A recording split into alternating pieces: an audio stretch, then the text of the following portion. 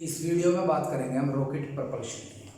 मतलब अगर आपको कभी रॉकेट लॉन्च करना है, आप स्पेस नॉटिकल लेते हैं फ्यूचर में, तो आप किस तरीके से किस ऑपरेशन को यूज़ करके एक रॉकेट को लॉन्च करेंगे। सबसे पहले समझिएगा, जब तक आप उसे रॉकेट को स्टार्ट नहीं करेंगे तो रॉकेट के सभी जो टैंक होंगे, फ्यूल टैंक जिनमें लिक्विड हाइड्रोजन भरी जाती है, वो बिल्कुल कंप्लीटली फिल्ड होंगे और उनका मास भी ज़्यादा होगा।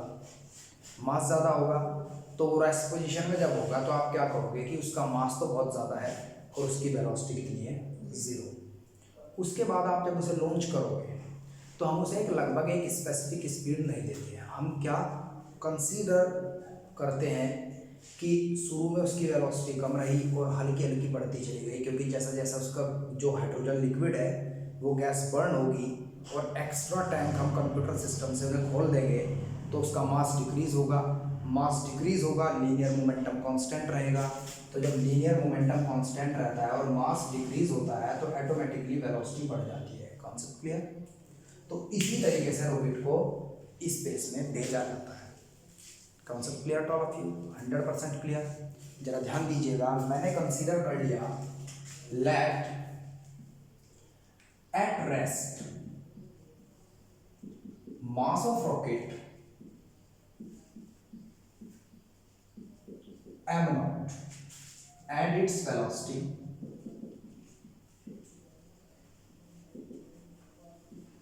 v0 is equals to 0 metre per second. यहां तक किसी भी बच्चे को कोई दिक्कत नहीं है। रेस्ट पोजीशन की बात है, जब रॉकेट यहां खड़ा था, मान लीजिए आप इसके अंदर 3 टैंक थे और तीनों लिक्विड हाइड्रोजन के भरे हुए थे। जब आपने इसे लॉन्च किया तो लॉन्च करने के बाद सीधी सी बात है, वही हाइड्रोजन बर्न होगी और वो हाइड्रोजन बर्न होगी, मान लो एक टैंक की हाइड्रोजन सारी बर्न हो गई तो कंप्यूटर सिस्टम से आप उस टैंक को खाली कर देंगे। टैंक का मास और उस बर्न गैस का मास कम होगा। आपने मान लिया वो कम होने के बाद m हो गया और वेलोसिटी v हो गई, और पहले मास क्या था, m0, और वेलोसिटी क्या थी, v0 is equal to 0 metre per second. Concept clear जी? ये बर्न्ड गैसेज है। लेकिन जब हम लास्ट की स्टेज को पार करते हैं ग्रेविटेशन फील्ड की, तब हमें कम से कम 11.2 किलोमीटर पर सेकेंड की रफ्तार चाहिए होती है। It is the escape velocity of the earth. Concept clear to all of you? इतनी ज़्यादा स्पीड अटेन करने के लिए फ्यूल को लगभग 4 गुना ज़्यादा रफ्तार से जलाया जाता है। मतलब उससे भी ज़्यादा तेज़ी से फ्यूल बर्न होना स्टार्ट होता है जितना इनिशियल स्टेट में था। कॉन्सेप्ट क्लियर जी? और बिल्कुल जब वो ऊपर चला जाता है तो ऊपर जाने पर आप क्या करते हैं, उसके सारे खाली टैंक भी रिलीज कर देते हैं और गैसेस बहुत तेजी से निकलनी स्टार्ट होती है। मान लीजिए उन खाली गैसेस, जो खाली टैंक थे और जो गैसेस थी, उनका मास dm था, तो आप क्या कहेंगे, अब जो मास होगा रॉकेट का वो रह जाएगा m माइनस dm और वेलोसिटी भी हल्की सी इंक्रीज हो जाएगी v प्लस डी। और जो मास बर्न्ड गैसेस का निकला है बाहर और उनकी स्पीड vg मान लेंगे आप, वो डाउनवर्ड डायरेक्शन में एक मोमेंटम को जनरेट करेगी और इन दोनों का प्रोडक्ट एक मोमेंटम को अपवर्ड डायरेक्शन में जनरेट करेगा। Concept clear? अब इनिशियल मोमेंटम होगा ये और फाइनल मोमेंटम होगा ये।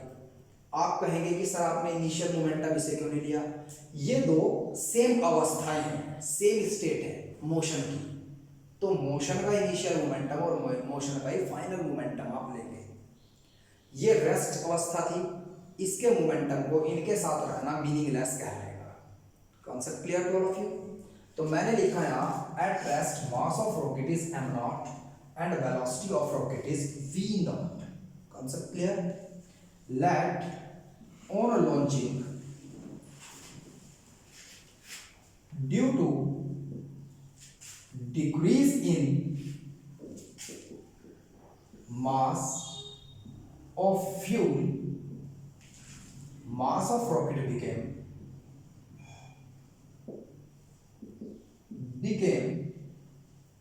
m and its velocity became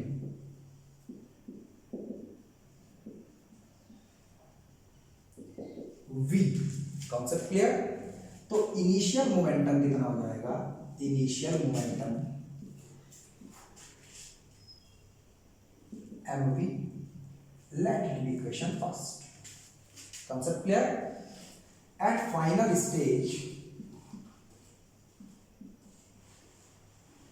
fuel burn at maximum rate, maximum rate मतलब बहुत ज्यादा फ्यूल बर्न होता है पर सेकेंड, 100 kg से भी ज्यादा पर सेकेंड।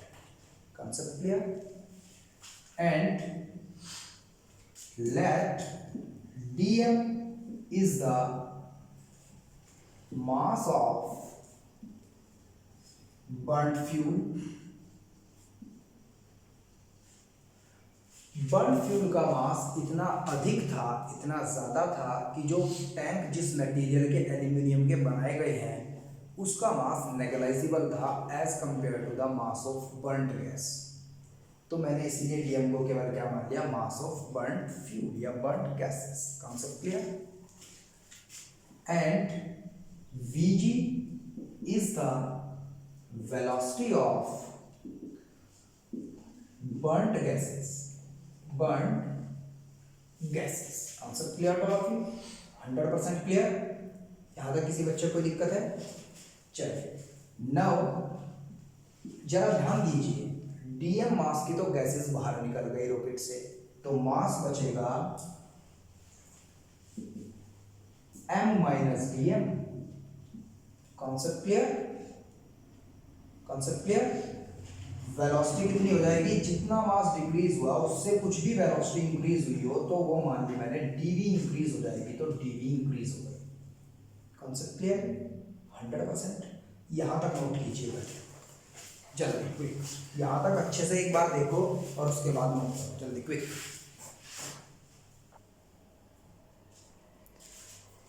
अब देखो जरा बेटा ध्यान से, जो इनिशियल मोमेंटम था वो mv था और जो फाइनल मोमेंटम आया वो क्या होगा, जरा ध्यान दीजिएगा। जो फाइनल मोमेंटम आया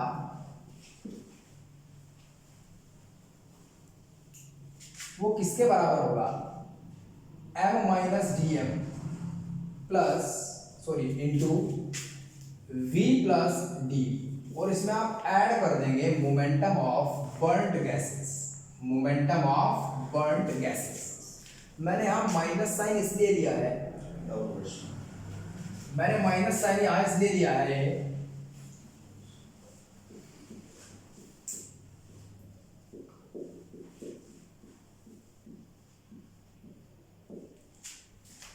क्योंकि velocity of burned gases is opposite direction to the velocity of rocket. Concept clear जी? अब इस इक्वेशन को आप सेकंड ले लीजिएगा, और law of conservation of momentum क्या कहता है, law of conservation of momentum के अकॉर्डिंग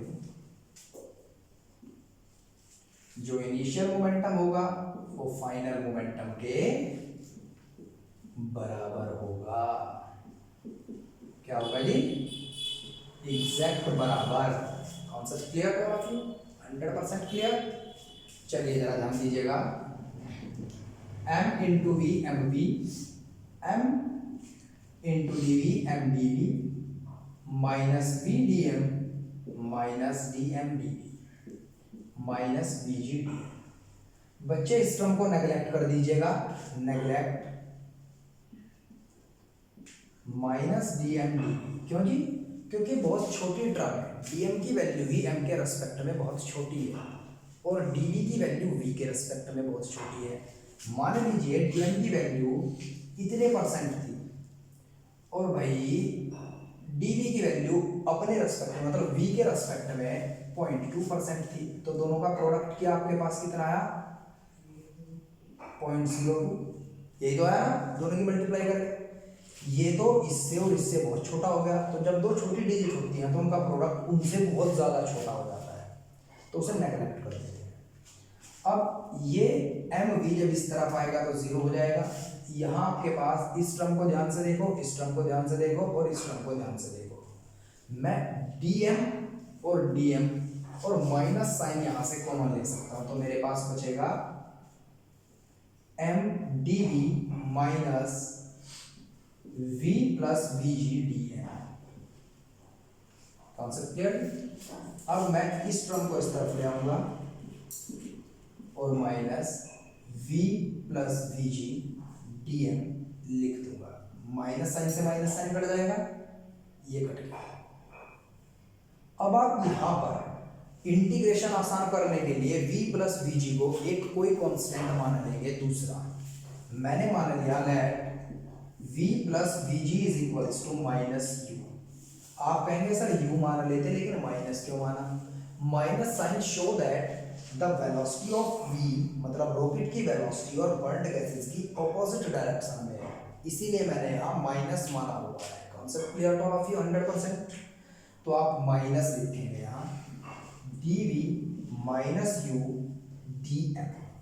डेरिवेटिव मास के रेस्पेक्ट में है तो मास को मास के रेस्पेक्ट की तरफ आप भेज देंगे 1/m dm। Concept clear to all of you. यहाँ तक कोई दिक्कत किसी बच्चे को? यहाँ तक 1% भी दिक्कत? चलिए यहाँ तक जल्दी से लिखिएगा।